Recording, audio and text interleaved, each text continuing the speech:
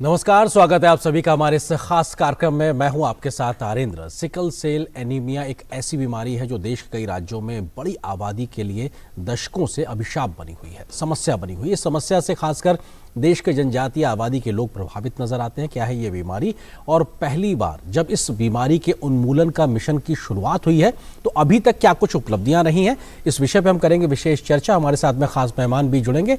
इस वक्त मेरे साथ स्टूडियो में मौजूद हैं आर जया जी, जो कि एडिशनल सेक्रेटरी हैं जनजातीय कार्य मंत्रालय भारत सरकार के। इसके अलावा दूसरे खास मेहमान डॉक्टर अपूर्व दास हैं, डायरेक्टर हैं ICMR के राष्ट्रीय जनजातीय स्वास्थ्य अनुसंधान संस्थान जबलपुर से। आप दोनों का बहुत बहुत स्वागत है। इसके अलावा तीसरे खास मेहमान भी बहुत जल्दी हमारे साथ जुड़ेंगे, विशाल चौहान जी, जो कि संयुक्त सचिव हैं स्वास्थ्य एवं परिवार कल्याण मंत्रालय भारत सरकार के। आप तीनों से हम विस्तार से बातचीत भी करेंगे, लेकिन ये समस्या क्या है, ये बीमारी क्या है और किस तरीके से किन इलाकों में अभी तक ये अपना पैर पसार चुकी है, लेकिन इसके उन्मूलन के लिए किस प्रकार से मिशन मोड में काम हो रहा है। आइए आपको स्टोरी दिखाते हैं, उसके बाद हम इस पर चर्चा भी करेंगे। पीढ़ी दर पीढ़ी बीते 70 सालों से आदिवासी समुदाय के लिए स्वास्थ्य चुनौती बने सिकल सेल एनीमिया को खत्म करने के लिए केंद्र सरकार ने एक अभियान चलाया है। पीएम मोदी ने मध्य प्रदेश के शहडोल से इस अभियान की शुरुआत कर 2047 तक सिकल सेल एनीमिया के उन्मूलन का लक्ष्य रखा है। 1 जुलाई से शुरू किए गए इस अभियान के तहत अब तक 16 लाख से ज्यादा लोगों का सिकल सेल एनीमिया का कार्ड बन चुका है। वहीं 43 लाख से ज्यादा लोगों की जांच पूरी हो चुकी है। राष्ट्रीय सिकल सेल एनीमिया उन्मूलन अभियान के तहत देश के 17 राज्यों के 7 करोड़ से ज्यादा जनजातीय लोगों की जांच की जा रही है और उनको एक विशेष कार्ड दिया जा रहा है। सिकल सेल एनीमिया की जांच 40 साल से कम उम्र के लोगों की होगी। मध्य प्रदेश और छत्तीसगढ़ में तेजी से स्क्रीनिंग की जा रही है। सबसे ज्यादा जोर 13 राज्यों में है। इन 13 राज्यों को हाई फोकस राज्य के रूप में रखा गया है। बाकी 4 राज्यों में सिकल सेल के कम मामले हैं। सिकल सेल की जांच तेजी से हो, इसके लिए देश में ही टेस्टिंग किट विकसित की जा रही है। आदिवासी बहुल इलाकों में स्थानीय भाषा में जागरूकता अभियान चलाया जा रहा है।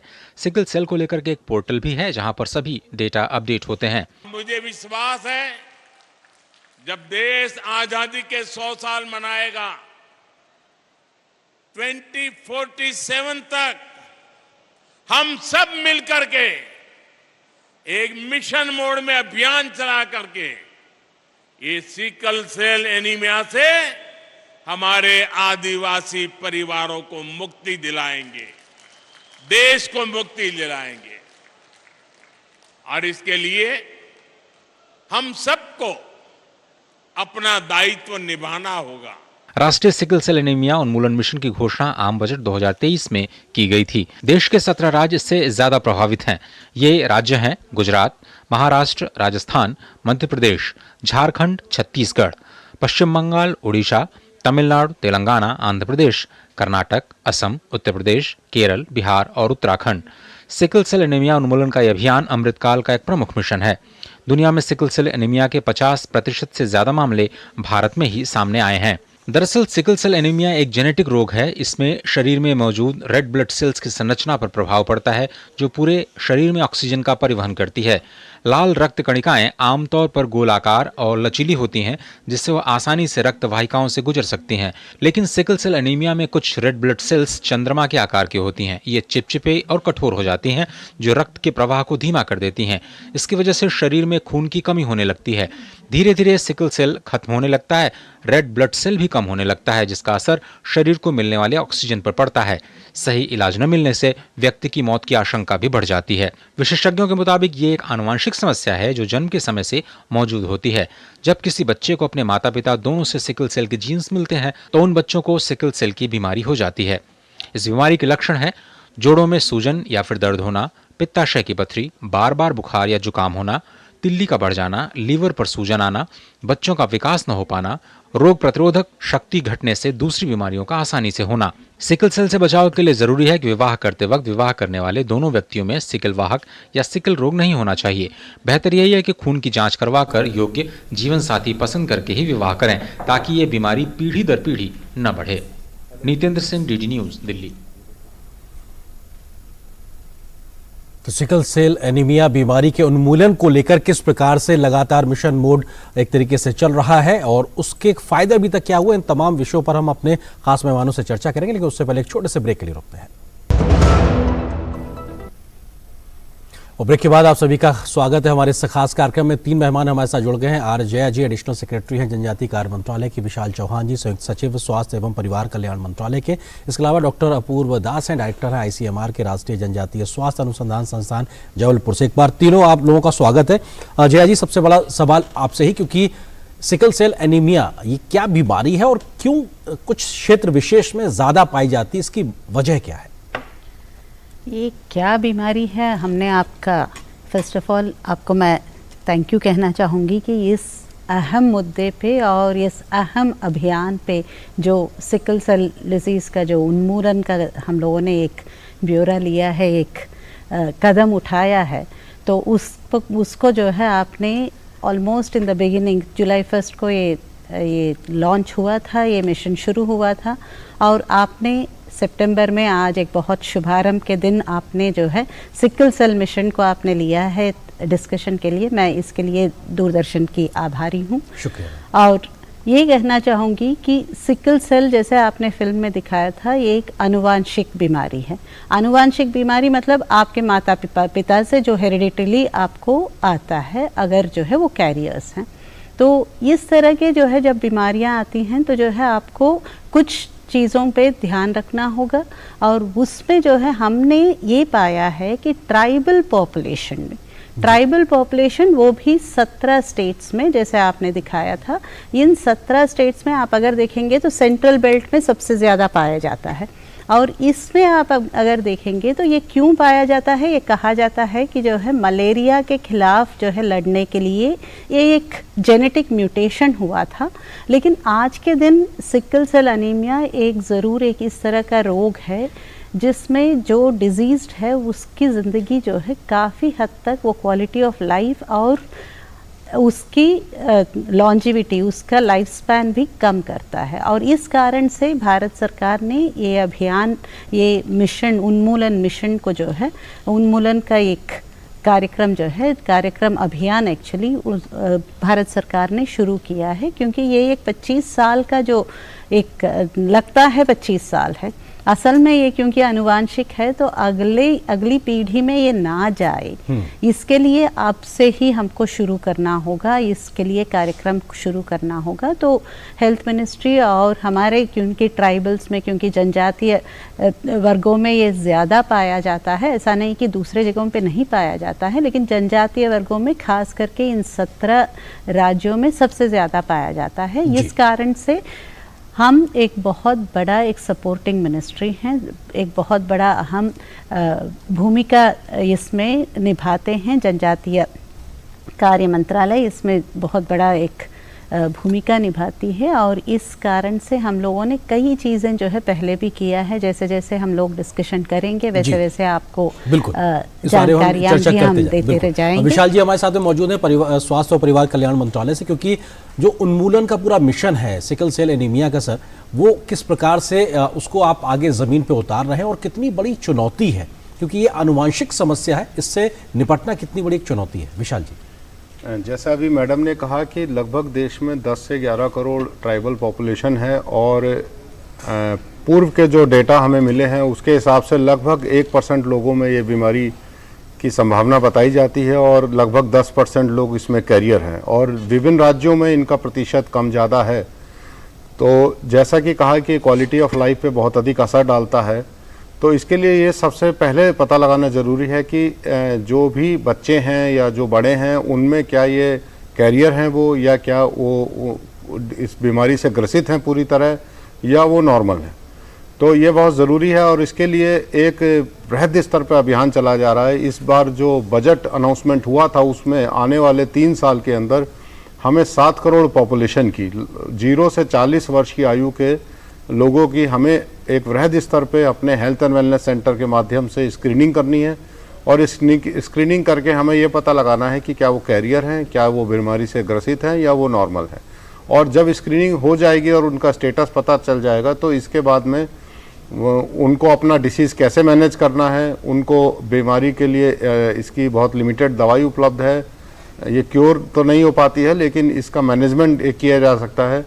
वो दवाई उपलब्ध हो जाए उन्हें, उनको बार बार सांस फूलने की या कमज़ोरी आने की, इस तरह के जो सिम्टम्स आते हैं उससे कैसे मैनेज करा जाए, और ये सब इसकी जो है तैयारी की जा सकती है।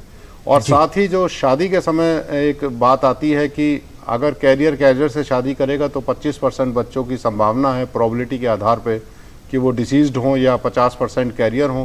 तो भविष्य में इसको भी हम रोका जा सके, ये भी एक जागरूकता और अवेयरनेस एक बहुत बड़ा इस पे विषय है। बिल्कुल, जागरूकता बहुत एक बड़ा विषय है। हमारे साथ डॉक्टर अपूर्व दास जी भी हैं जो कि ICMR से जुड़े हैं। सर, समझना आपसे ये चाहते हैं कि इसको लेकर जो जांच की किट ICMR ने तैयार की है उसके बारे में थोड़ा सा बताइए, और इसका पता लगाना ये कितना मुश्किल है या आसान है, और बहुत छोटी सी जांच से ये पता लग जाता है, थोड़ा उसके बारे में बताइए डॉक्टर दास। धन्यवाद सर। एक्चुअली जो ICMR है ये हम लोग समय समय पर सिकल सेल के जांच के लिए विभिन्न टेस्टिंग किट्स जो डेवलप्ड हुए हैं उसका हम अवलोकन करते हैं, और ये जो निदान के लिए अलग अलग किट का भी उपयोग करते हैं। हम कई बार मिनिस्ट्री ऑफ ट्राइबल अफेयर्स से मिलके हम लोग खुद स्क्रीनिंग भी करते हैं अलग अलग जगह पे। मध्य प्रदेश में हम लोग एक एक्टिव रोल निभा रहे हैं अभी, और ये जो किट्स है अभी हमने पाया हुआ है 4 डिफरेंट किट को हमने इवैल्यूएशन किया है अलग अलग हमारे जो ICMR के इंस्टीट्यूट है, और इनको हमने पाया हुआ है कि ये एक point of care testing kit जैसा हम लोग यूज कर सकते हैं, जो कि हम जाके जो ट्राइबल एरिया है वहाँ पे टेस्टिंग करने के बाद हम तुरंत ही बता सकते हैं कि जैसे कि विशाल चौहान जी ने बताया कि हमें ये जरूरी है जानना कि बच्चा बीमार है या तो हेटेरोजाइगोट है जो कि कैरियर है या तो नॉर्मल है।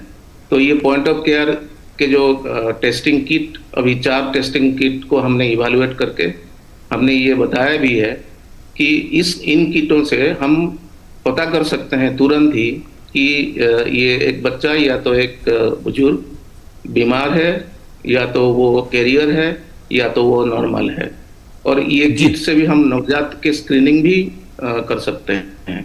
जी जया जी, एक सवाल ये, क्योंकि बात पूरी आके अटक जाती है जनजातीय इलाकों में या आदिवासी इलाकों से जुड़े हुए उन लोगों के बारे में जहाँ पे जागरूकता फैलानी है। ये पूरा जो मिशन है उन्मूलन का इस पूरे बीमारी को लेकर किस प्रकार से आप लोग काम कर रहे हैं, आपका मंत्रालय क्या प्रयास कर रहा है ताकि लोगों को समझ आए कि सरकार जो प्रयास कर रही है उनके फायदे के लिए है? इस मिशन का कई अंग हैं। एक अंग है कि जो है इसका स्क्रीनिंग 0 to 40 ईयर्स, मतलब नवजात शिशु से लेकर के 40 साल तक जो भी हैं ट्राइबल एरियाज़ में, उनका 7 करोड़ लोगों का इसमें जांच होगी। इस जांच से ये कैरियर हैं, मतलब वाहक हैं या रोगी हैं या नवाहक हैं न रोगी हैं, उन पे सिकल सेल डिजीज़ या ट्राइड का कोई असर नहीं है। ये पता लगाने का ये एक मुहिम है। उसमें जागरूकता बहुत ही अहम हिस्सा निभाता है, क्योंकि ये इस तरह का एक बीमारी है जिसका वैसे तो जो है नवजात शिशु, ये जैसे विशाल ने कहा, इसको कोई इलाज फ़िलहाल नहीं है। इसमें कई सिम्टम्स होते हैं जो जानना बहुत ज़रूरी है, ताकि जो है उसको मैनेज करेंगे तो जैसे डायबिटीज़ मैनेज करते हैं या कई क्रॉनिक इलनेस उसको जो है हम लोग मैनेज करते हैं, उस तरह जो है ये भी मैनेज किया जा सकता है। और क्योंकि ये मैनेज किया जा सकता है और क्योंकि हमें इंटरजेनरेशनल ट्रांसमिशन, मतलब हेरिडिटरीली हम जो है इसका ये वाहन करना, मतलब अगली पीढ़ी में ये बीमारी ना होए, इसका क्योंकि मुहिम है, क्योंकि उन्मूलन का हमारा मुहिम है, तो इन दोनों के लिए हमें बहुत ज़रूरी है अर्ली डिटेक्शन। तुरंत जो है लोगों को पता होना है कि वो सिकल सेल ग्रस्त हैं या नहीं हैं, वो सिकल सेल बीमारी के वाहक हैं या नहीं हैं। और इसके लिए अवेयरनेस की बहुत ज़रूरत है, क्योंकि क्या होता है इसमें, जैसे मैंने कहा, मैरिज को भी प्रिवेंट करना है और आपको अपनी बीमारी को भी संभालना है, और दोनों को अगर करना है तो ये बीमारी है क्या, इसका इलाज नहीं, इसका मैनेजमेंट कहाँ हो सकता है, इसके लिए क्या क्या सिम्टम्स हैं जिस पे जो है हमें ध्यान देना है। माँ बाप हैं, नवजात शिशु है, 6-8 महीने में अगर उसको दर्द शुरू होगा तो तुरंत जो है जाकर के दिखा देना है कि इसका स्क्रीनिंग करा देना है, क्योंकि ये एंडेमिक स्टेट्स हैं, इनमें जो है ज़्यादा पाई जाती है ये बीमारी। तो जब सिकल सेल का जो है आप जांच कर लेंगे और उसके लिए जो है जागरूकता ही नहीं है तो वो कहाँ जांच होगा। बार बार बीमार पड़ता है बच्चा, पता नहीं इसके घुटनों में दर्द रहता है, इसकी आंखें जो है पीली रहती हैं, लेकिन क्यों रहती है हम जाके जो है जांच कराने के लिए अगर तैयार नहीं हैं तो फिर ये बीमारी और बढ़ती ही जाएगी। तो इसका अगर जो है रोकथाम करके उसी वक्त को इसको मैनेज करना और आगे के लिए सोचना कि इस बच्चे को किस तरह जो है इस बीमारी के साथ भी पढ़ाई लिखाई करे, एक जो है पोटेंशियल उसका जितना भी जो है क्षमता है, जितना भी खूबियां हैं, उनको और आगे बढ़ा के उसको अपने पैरों पे खड़ा करने का और उसके बचपन को जो है बीमारी के हिसाब से नहीं लेकिन एक नियर नॉर्मल, पूरा नॉर्मल नहीं कहूँगी लेकिन नियर नॉर्मल किस तरह हो सकता है, ये सब जो है जानकारी से ही आएगी, जागरूकता से ही आएगी। इसलिए जनजातीय कार्य मंत्रालय को इस रिस्पॉन्सिबिलिटी, इस जिम्मेदारी को पूरा ministry of health and family welfare, स्वास्थ्य मंत्रालय ने ये पूरा ही रोल दे दिया है कि जो है आप क्योंकि जनजातीय कार्य मंत्रालय हैं और जनजाति समुदाय को अच्छी तरह से जानते हैं तो आप अवेयरनेस क्रिएशन का पूरा आपका रिस्पॉन्सिबिलिटी है, जिम्मेदारी है। और इसके चलते हमने ये मैं दिखा सकती हूँ, ये 2 मॉड्यूल्स हमने क्रिएट किया है। एक एक्सपर्ट कमेटी बैठाया था और इन मॉड्यूल्स में क्या बोल रहे हैं हम कह रहे हैं कि जो है एक है अवेयरनेस मॉड्यूल, क्योंकि लोगों को जो जानकारी पहुंचती है वो सटीक जानकारी होनी चाहिए और उस जानकारी को वो भरपूर अगर है तो उनको भी समझ में आएगा कि जो है किस तरह इसको मैनेज करें। दूसरा है काउंसलिंग, जो खास करके जो है जो बीमार हो गया है तो उसके लिए एक शौक है, उसके लिए जो है अब आगे क्या का एक सोच है और उसके इर्द गिर्द जो उसके परिजन जो होते हैं, उसके केयर गिवर्स जो होते हैं, चाहे वो माँ बाप हों, चाहे वो नियर रिलेटिव्स हों, भाई बहन हों, टीचर हों, तो टीचर हो या सहकर्मी हो, इन सब लोगों को जो है इसके बारे में जानना ज़रूरी है कि इस आदमी या इस औरत के साथ या इस बच्चे के साथ अगर ये डिसीज़ है तो उसको मैनेज कैसे करें, कुछ अगर होगा तो क्या किस तरह उसको संभालें। बिल्कुल, ये संभालना आना ज़रूरी है क्योंकि एक समस्या है तो उसके निदान के लिए आगे बढ़ना होगा। विशाल जी, 2 चीज़ें, एक तो ये कि क्या एक पीढ़ी के बाद अगर हम उन्मूलन के कार्यक्रम को बेहतरी से लागू कर रहे हैं तो क्या हम उम्मीद कर सकते हैं इसके उन्मूलन को लेकर? दूसरा, जो कि आपने मैनेजमेंट की बात करी, तो मैनेजमेंट को लेकर अभी तक क्या प्रयास उस इलाकों में खास तौर से किए गए जहां पर ज़्यादा लोग इस प्रकार की समस्या से प्रभावित हैं? देखिए, एक तो मैं बताऊंगा कि ये प्रोग्राम जो है बहुत अच्छा एक एग्जांपल है होल ऑफ गवर्नमेंट अप्रोच का। जैसे हेल्थ मिनिस्ट्री और ट्राइबल मिनिस्ट्री एकदम मिलके काम कर रहे हैं, इसी तरह एजुकेशन मिनिस्ट्री, क्योंकि स्कूलों में हमें बच्चों का टेस्ट कराना बहुत ज़रूरी है। Women and child welfare ministry, क्योंकि वहाँ पे WCD और उनके आंगनबाड़ी सेंटर्स होते हैं, और ट्राइबल मिनिस्ट्री के ही जैसे एकलव्य स्कूल हैं, मॉडल स्कूल हैं रेजिडेंशियल, तो उसमें भी करानी ज़रूरी है। तो सभी विभागों को, और हमारे रिसर्च इंस्टीट्यूट जैसे ICMR है, एम्स हैं, वो भी सभी इसमें मिलकर काम कर रहे हैं। तो एक तो मैं आपको ये बताना चाहूँगा कि ये भी जो है मेक इन इंडिया का बहुत बड़ा एग्जाम्पल है। जब माननीय प्रधानमंत्री जी ने इसको लॉन्च किया था शहडोल मध्य प्रदेश से, तो उस समय देश में केवल 2 point of care test kit उपलब्ध थी। अभी जैसे डॉक्टर साहब 4 के लिए बता रहे थे, मैं बताना चाहता हूं कि ये दिन पर दिन बढ़ती जा रही हैं और अब हमारे पास 5-6 किट जो है वो उपलब्ध है। तो पॉइंट ऑफ केयर टेस्ट उपलब्ध है। सभी राज्यों ने अपने इसमें आगे बढ़ के टेंडर इत्यादि करके उसको जो है टेस्टिंग शुरू कर दी है। अभी माननीय प्रधानमंत्री जी छत्तीसगढ़ में रायगढ़ जनपद में गए थे और वहाँ उन्होंने 1 लाख लोगों को जेनेटिक काउंसलिंग कार्ड बांटा था। तो ये एक तो इस तरह से ये किट जो है पॉइंट ऑफ केयर टेस्ट, ये जैसे जैसे कंपटीशन बढ़ रहा है ये बड़ी संख्या में आ रही हैं और इनका रेट भी कम हो रहा है और इसका प्रचार प्रसार राज्यों में हो रहा है। क्योंकि पहले जो है वो सॉल्युबिलिटी टेस्ट और HPLC टेस्ट कराना पड़ता था, उसमें बहुत समय भी लगता था, उसमें खर्चा भी ज़्यादा आता था। तो एक ये इनोवेशन और मेक इन इंडिया की जो अप्रोच है इसके अंदर बिल्कुल साफ दिखाई देती है। दूसरा जो मैंने कहा, एक डैशबोर्ड इसमें बनाया गया है जिसमें हम जाके देख सकते हैं कि जिस दिन से लॉन्च हुआ और अब तक हमारे पास लगभग 43 लाख से अधिक हमारे डैशबोर्ड में एंट्री हो चुकी है और उसमें प्रत्येक सिटीजन का आभा ID डालने की व्यवस्था है। तो एक यूनिक आभा आईडी के साथ में हम देख सकते हैं कि किस राज्य में कितने पेशेंट की स्क्रीनिंग हो गई, कितने बीमार पाए गए, कितने वाहक पाए गए, कितने कैरियर हुए, तो वो भी एक मॉनिटर कर सकते हैं। और सभी हम राज्य स्तर पे, नेशनल स्तर पे मॉनिटर करते हैं, राज्य अपने स्तर पे मॉनिटर करते हैं, डिस्ट्रिक्ट अपने ब्लॉक और ग्राम में मॉनिटर कर सकते हैं। तो और अंत में मैं एक बात और कहना चाहूँगा आपके प्रश्न में, जैसे आयुष्मान भव ये प्रोग्राम बहुत ही महत्वाकांक्षी प्रोग्राम 17 तारीख से हेल्थ मंत्रालय ने शुरू किया है, और सिकल सेल स्क्रीनिंग इसका एक बहुत बड़ा जो है कंपोनेंट है, जिसके अंदर 17 तारीख से लेके अभियान चलेगा और जो 2 अक्टूबर तक चलेगा, और इसके बाद फिर आगे भी 31 दिसंबर तक चलता रहेगा। इसमें प्रत्येक गांव-गांव में हम सुनिश्चित करेंगे कि सभी की स्क्रीनिंग हो जाए और उनको एक जेनेटिक काउंसलिंग कार्ड मिल जाए, और इसमें भी बहुत तेजी से काम अभी चल रहा है और हमें पूरी उम्मीद है कि जो है इसमें लक्ष्य जो इस साल के हैं उसे पूरा किया जाए। जी डॉक्टर अपूर्व दास जी, क्योंकि ये बहुत महत्वपूर्ण है कि जो लोग इस वक्त हमको टेलीविजन के माध्यम से सुन रहे हैं, किन लक्षणों के आधार पर वो समझ सकते हैं कि उनको इस प्रकार के स्क्रीनिंग की या टेस्ट की जरूरत है, वो या उनके परिवार के सदस्य, वो क्या लक्षण है, वो क्या एक स्थिति होती है जब उनको समझ में आए कि हाँ हमें अब स्क्रीनिंग के लिए जाने की जरूरत है? देखिए, ये जब ये बच्चा या तो कोई बुजुर्ग उसमें पीड़ित होते हैं, उनको कई सारे लक्षण आते हैं, जैसे बुखार होना, और जैसे मैडम ने बोला कि आँख में पीलापन आना, और जैसे सांस लेने में तकलीफ होना, सीने में दर्द होना, हाथ पैर और जोड़ों में दर्द होना, पेट में भी सूजन हो जाता है, और कभी कभी गंभीर सिर दर्द भी होता है, और अचानक से कमजोरियां आते हैं, चक्कर भी आता है, और जैसे सब जानते हैं कि खून की कमियां होती है।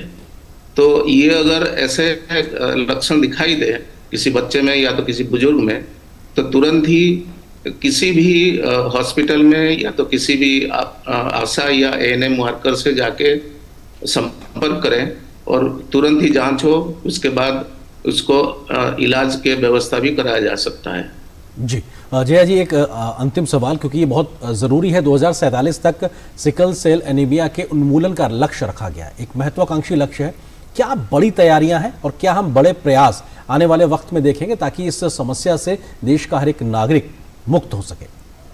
हाँ, बड़ी तैयारी ये है कि ये मुहिम जो है ये जन भागीदारी होना है, और इसमें मैं इस अपॉर्चुनिटी को यूज़ करूँगी, इस संदर्भ को यूज़ करते हुए मैं ये कहूँगी कि आइए हम सब लोग, और इसमें मैं कहूँगी पंचायत के सारे लोग, सरपंच हों या मेंबर्स हों, ट्रेडिशनल हीलर्स जिनको हम कहते हैं, पारंपरिक वैद्य लोग जो होते हैं, पारंपरिक हेडमैन जो ट्राइबल कम्युनिटीज़ में बहुत महत्व रोल प्ले करते हैं, और उसके साथ साथ पूरा मेडिकल फ्रेटर्निटी, जो पेशेंट ग्रुप फैसिलिटी, आम जनता, इन सारे 17 स्टेट्स में हम सब के साथ जो है जुड़ रहे हैं, चाहे वो IMA हो, चाहे वो पीडियाट्रिक ये एकेडमी हो, चाहे वो पेशेंट ग्रुप्स हों, कई जगहों से हम सब लोगों के साथ जुड़ने की जो है पूरा मुहिम अवेयरनेस जनरेशन के लिए कर रहे हैं। साथ साथ हमारा जो है सारे स्टेक होल्डर्स को ये आह्वान है कि आइए आप हमारे साथ जुड़िए, ताकि ये जो है ये अभियान पूरा एक जन भागीदारी का अभियान होए, और ये डर बिल्कुल नहीं होना चाहिए कि अगर मैं सिकल सेल ग्रस्त पाया गया तो क्या होगा।